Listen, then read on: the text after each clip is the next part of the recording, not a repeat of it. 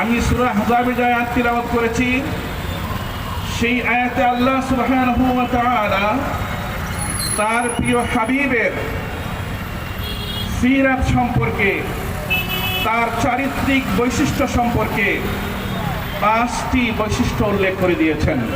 এটা একটা সিরাত।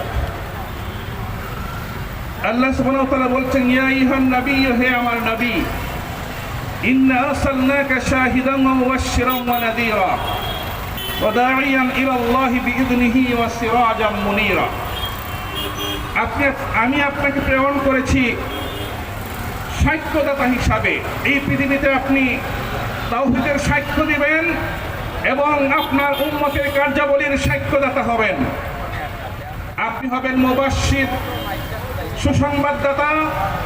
আপনি হবেন নাযীর, ভীতি প্রদর্শনকারী।